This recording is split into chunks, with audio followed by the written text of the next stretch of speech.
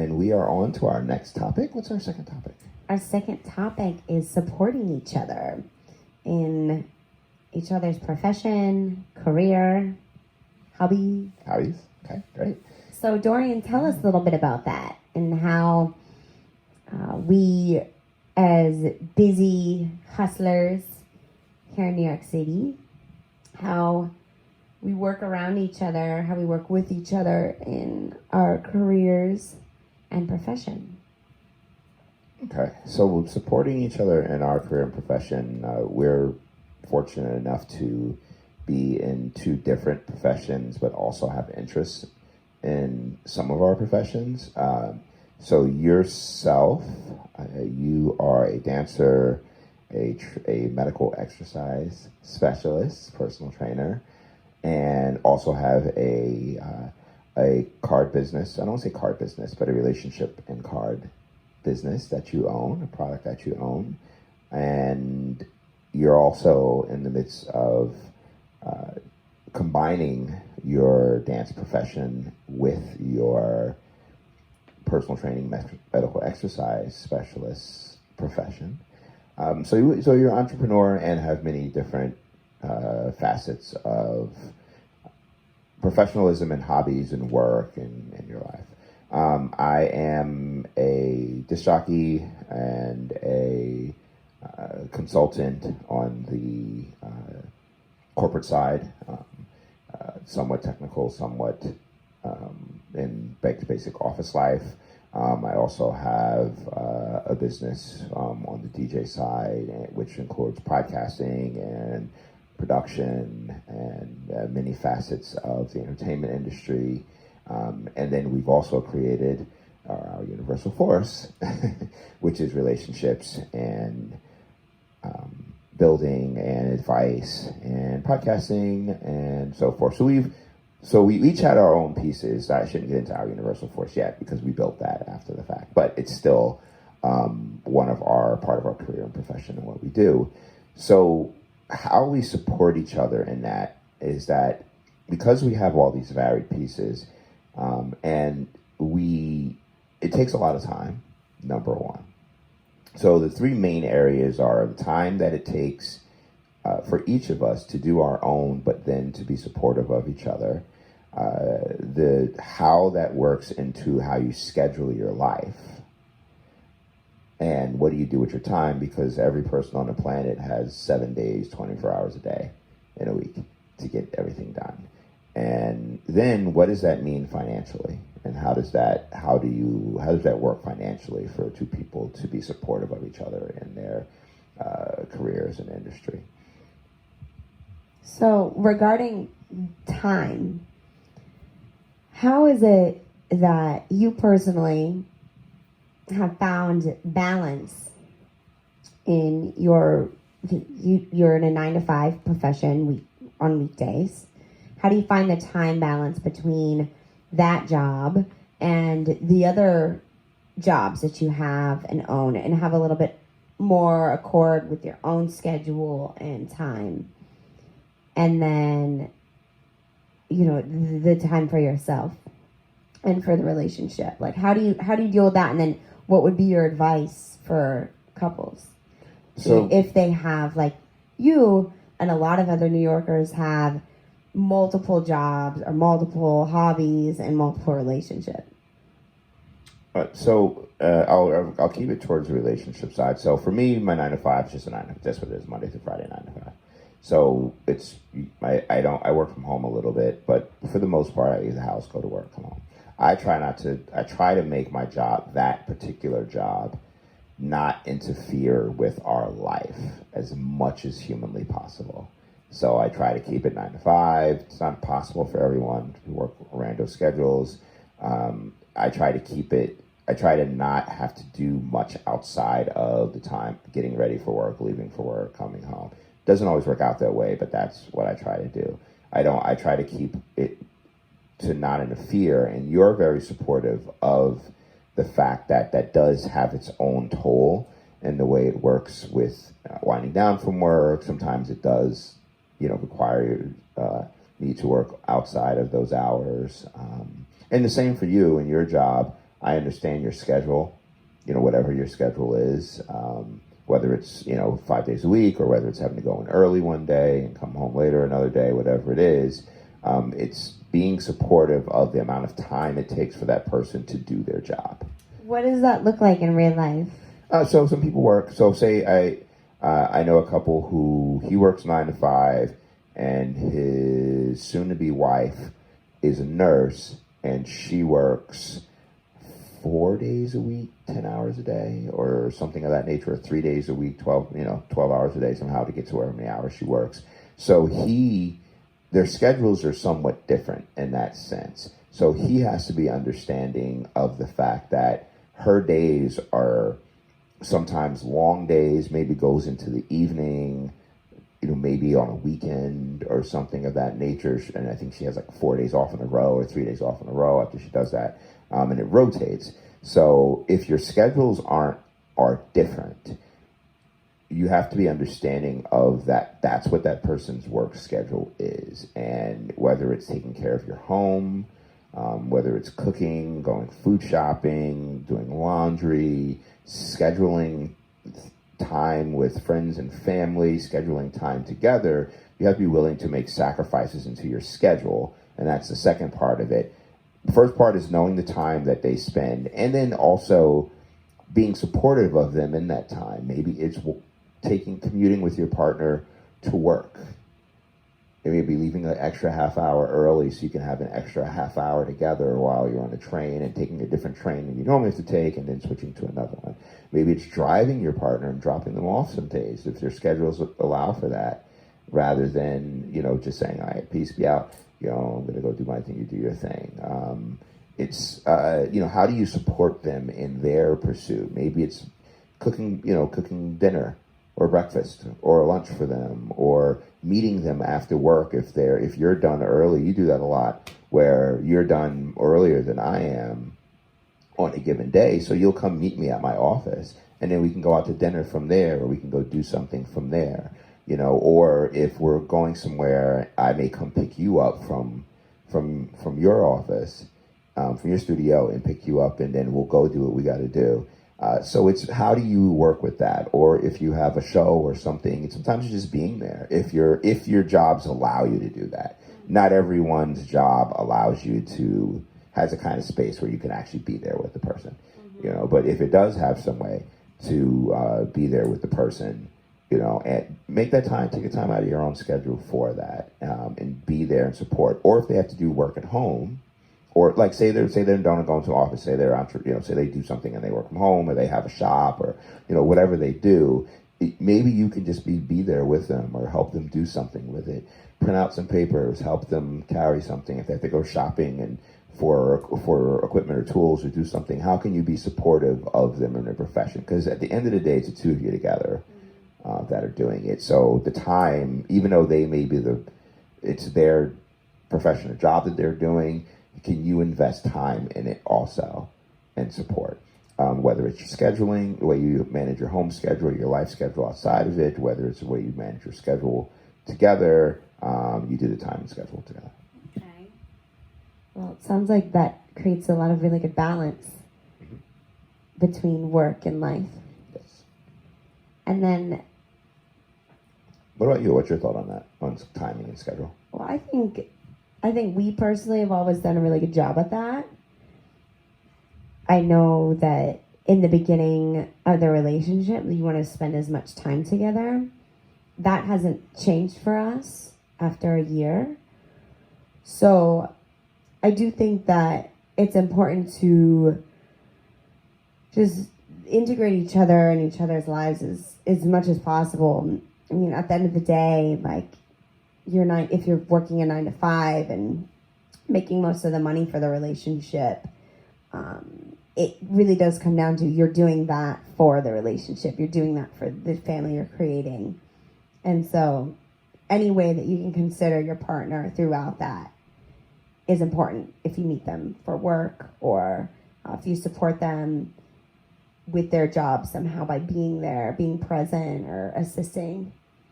I think that's important. And from the other side too, as the partner in our relationship who is usually home doing more of like the home chores, while you're doing more of the like computer work and whatever you need to do for the corporation. Just to be around each other and support, I think it's great. It's enriching still, even while you're doing something maybe intellectually that's not necessarily fueling the relationship. Just creating that space and time for each other is key. All right, agree with that. And what do you think about the other topic that we had on this was the financial and support side? You just mentioned it a little bit. Mm-hmm. How can couples work together to support each other if there is a time where one person in a relationship is making more money than the other, or one person maybe has more of a creative pursuit where it doesn't really bring in income, but it takes a lot of time? How do you see couples can balance that?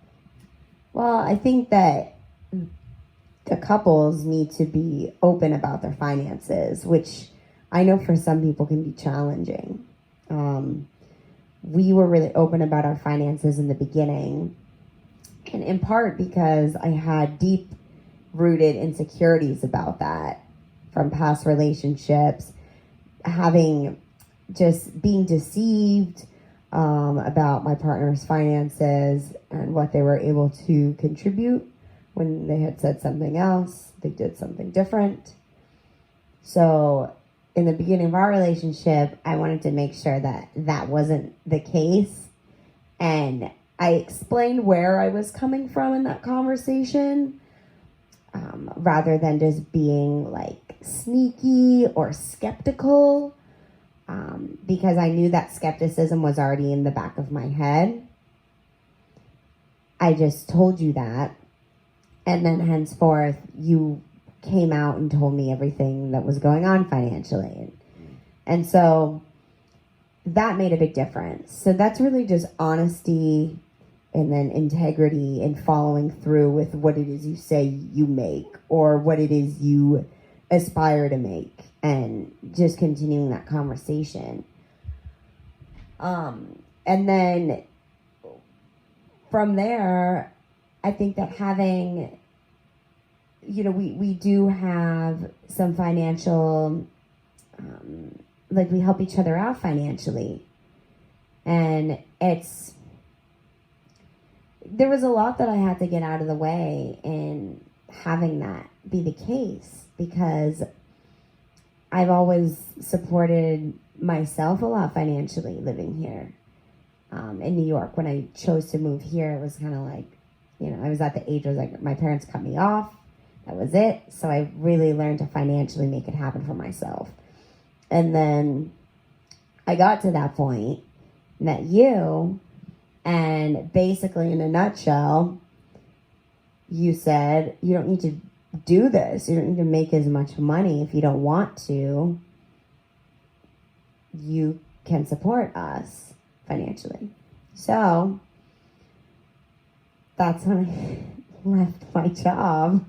You didn't leave. You just changed your schedule. I changed my schedule and don't earn as much money, but can then in turn have more time and energy into my other pursuits that aren't earning much money, which has been a huge freedom for my psyche. And I really am able to enjoy those things without the stress of how am I going to make money with this. Not to say I don't want to make money and I don't want to enrich our lives with more financial freedom, but I have an opportunity now to explore what it is I want to do a bit without the stresses of that finance. Right. So, yeah, that was me talking a lot. Yeah, well, it's good information, and I'm going to backtrack on a little bit of that too, just to expand on some of it. I think one thing, and I'm going to go more on the financial side of just for couples. One thing to think about is how much time versus income what you're doing currently takes. That's a good thing for everyone to consider. If you know, how much are you actually bringing home for the amount of hours it takes to do your job? And is that what you're enjoying doing? Like, if you enjoy doing it, doesn't matter what the price is. If you don't enjoy doing it, or if you're not enjoying doing it in the way that you're doing it, that the way that your profession is in that current moment, and you together, you don't necessarily need that income from that source, then it's a question of, okay, for one of us, whoever it is, can we work together so that the person who either isn't doing what they want to be doing or is spending a lot of time doing this job but not making much money doing it, can you find a way to give that person the opportunity and space to figure something new out? And that's exactly what you've done for me. Right. And it's right. It's not that it is the fact that I'm making less money not doing what I used to do, but I wasn't enjoying it. And so I get a sense of air in this discussion of me at some point, yes, making much more money, but it's going to be done doing more of what it is I love to do. Mm-hmm. And when you become rational, like you've described about, okay, how much is it I'm really making like per hour? Can I make more money doing this elsewhere without overhead? Really considering that breakdown is key, because there are alternatives to jobs while still staying within your field. Right, and do something you love too. Like if you have the opportunity to do something you love, because we talked a little bit earlier when we were preparing for this segment. We've known couples where one person was working, the other person was finishing up their school, and then they flip-flopped, and then once that person was finished with school and they got a job in a career they really loved and they make money, the other person went and then finished their school. I've heard that story multiple times from multiple couples, and that's a real life thing that people do. Sometimes people have to go take care of family members. Sometimes people have kids. Sometimes people get sick. There's all of these different reasons where you might have to support your partner within their career and profession, or something in their life where you have to make these balances and these discussions and these decisions and still spend the same amount of time in the schedule and do these exercises where there's a benefit, where you're thinking the long-lasting benefit, not just the, do we have enough? Can we have enough money so we can go to Tahiti, or do we, so we can buy this thing? It's aligned with your life, right, and your lifestyle. What's going, and that we all know it's chaotic and it's not stagnant. So, very much so is how you're going to be earning. You're same as how you're going to be earning money, and that fluctuates. Right. So I think the key in this segment is be creative in the ways that you can support each other in your career and profession. Be creative with your time. Be open and understanding with your time and schedule and your resources and how you do it.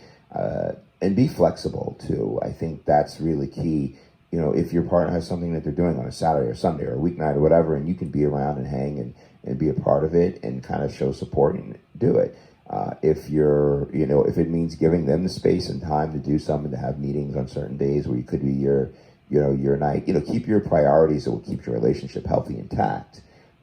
But also, if it's not something that's going to be detrimental to your relationship, maybe be supportive of that in the schedule. And then if you can assist financially and give your partner a space, or give each other space where they can really pursue what interests them and that they love, or give them the space to kind of chill and not be stuck in what a lot of people get stuck in a grind and work for 60 years and never get a chance to stop, 50 years and never have a break. Do something about that if you have the opportunity to, because at the end of the day, that all helps your relationship. It brings you closer together. Your mental and physical health benefits from these things, and knowing that you have the support from each other as you're pursuing your careers, or pursuing your professions, or pursuing your interests, having that support from your partner makes it all the more better. You can really go into it, knowing that someone has your back and has your interests, and just the opposite of what a lot of people do, which is fight over that stuff. Yeah, don't fight over it. Have it be fun and discover together what kind of life you want to have and make that happen. Yep, agreed. So that is the end. Concludes our Season 2, Episode 1 podcast from Our Universal Force and Endorian. We thank you for tuning in. Once again, if you're watching this on YouTube or any of the video channels, we have our YouTube channel as well as our Instagram, Facebook, Twitter, Our Universal Force, website as well, OurUniversalForce.com. You can also find it on Crown Heights Radio, any of our Crown Heights Radio social media or internet sites. Please tune in, and we look forward to speaking with you soon. Welcome back to Season 2. Woo! Feels good to be back.